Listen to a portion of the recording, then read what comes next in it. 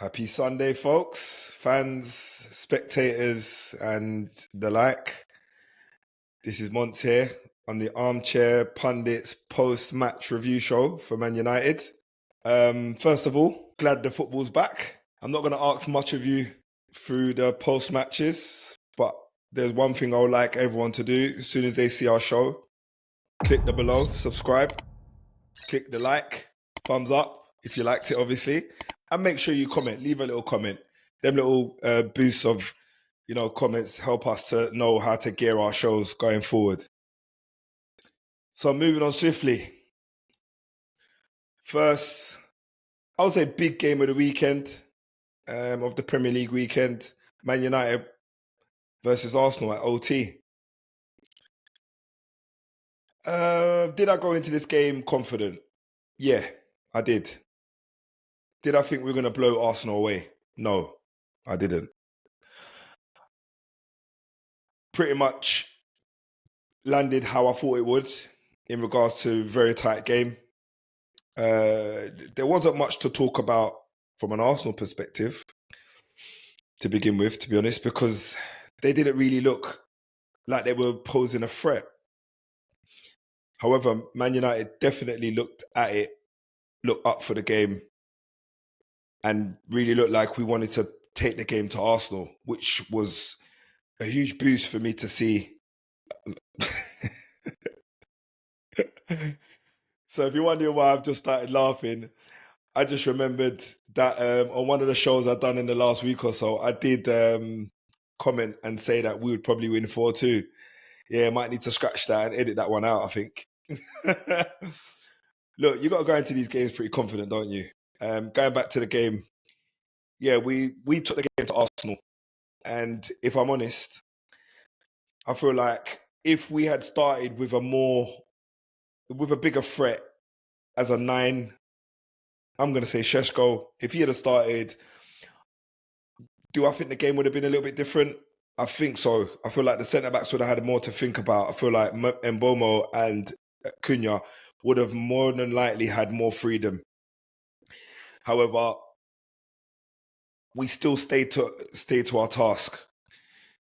The 4-2-3-1 for me, what's 4-2-3-1? The 3-4-2-1, sorry, Amorim's tactics, or the way he lined us up, looked pretty good. The high press, pretty much one-on-one.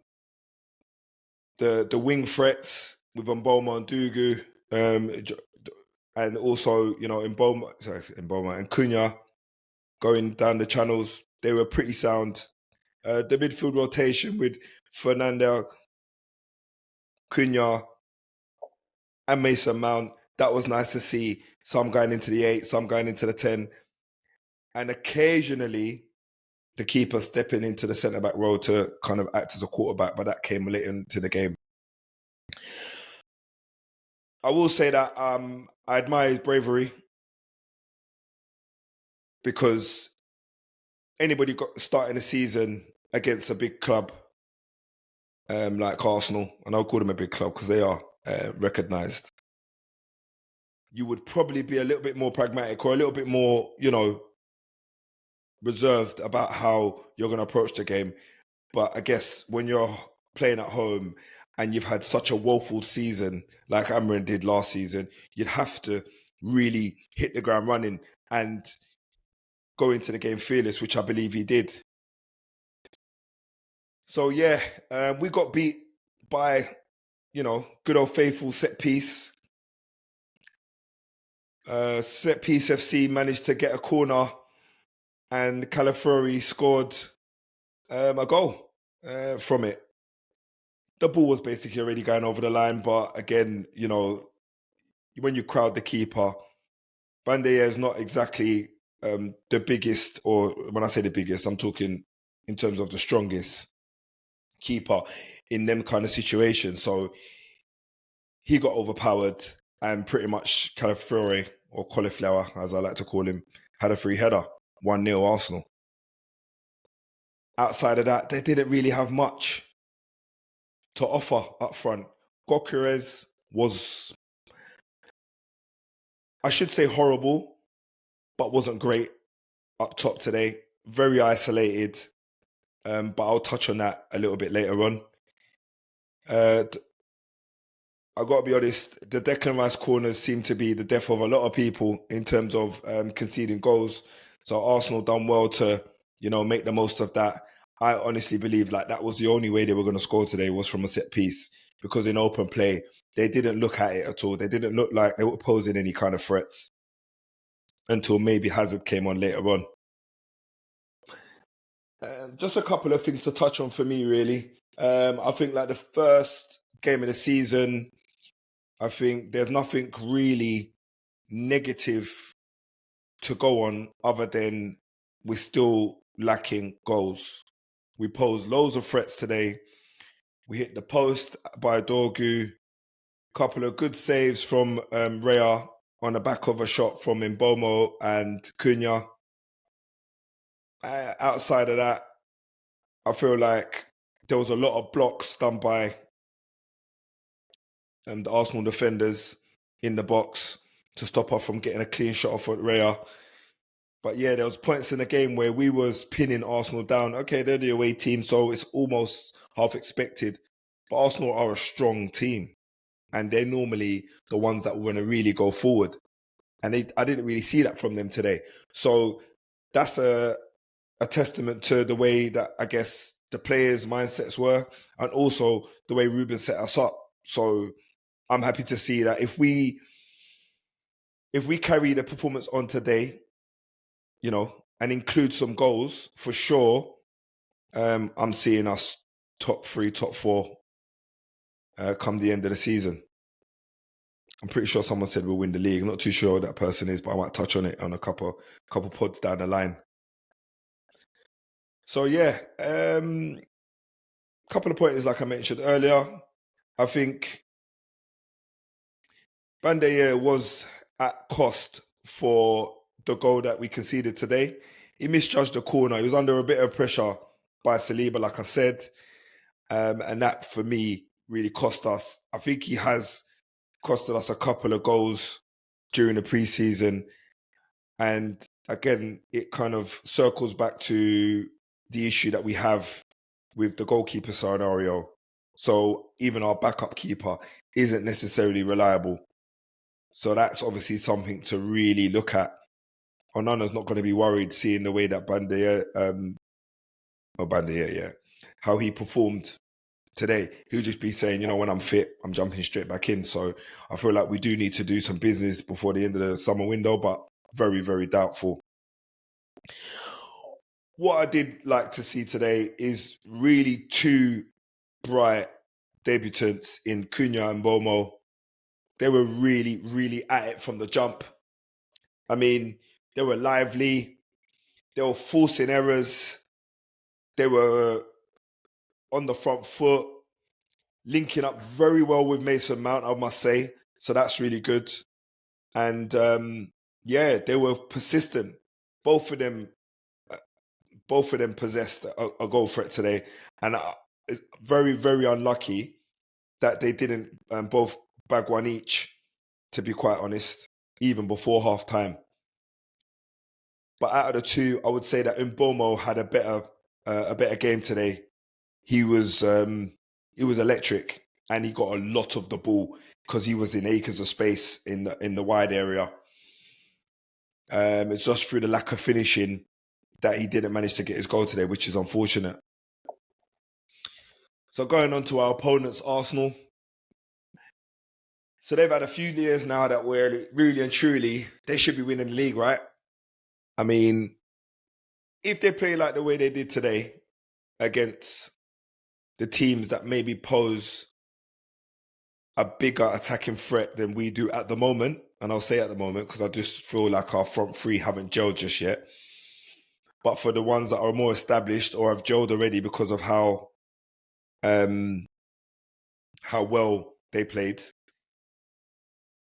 together, obviously, I feel like Arsenal may come unstuck. And I feel like they'll struggle to, turn teams over and keep them from scoring, because Rea has, and I've seen it towards the end of last season, he's got a mistake or two in him. Today he tried to drop his shoulder on Cunha, and then it was a shoulder-to-shoulder scenario with Cunha. Cunha got the better of him, but it was just because he miscontrolled the ball why it rolled out to, I think it was the other centre-back or maybe the full-back. So he was very, very lucky there. But if we'd have got the ball there, Mbeumo was very close to picking up that ball, and I'm pretty sure he would have just taken a shot from distance. So Raya got lucky there. But I feel like he's going to start testing. Oh, well, I think his complacency is going to get tested towards, in the next couple of games. William Saliba. Aren't you Arsenal fans lucky to have him? The last-ditch challenge on Cunha in the 6-yard box could have made it 1-1. We were very unfortunate. So, well done, you. I think, really and truly, what I really want from our guys is just to make sure that we've got a focal point in the middle of the box when the ball's out wide. Because I feel like there was a few times today where the ball was out wide, or one of the wingers had the ball at the edge of the box and they were the furthest player up the pitch, and there was nobody central or even on the other side of the box to receive the ball for a target. So that's easy defending for any team, especially at 1-0 up. You've got 6 players in the box defensively and you've only got 1 attacker. That's easy pickings. So I feel like that's when you want your Sheshkos or your Hoylands. I said it low on purpose. To be in the box so that they can be a bit of a nuisance. But again, it's something to work on. Tactically, United dominated Arsenal today. I think we had probably over 60% of ball possession.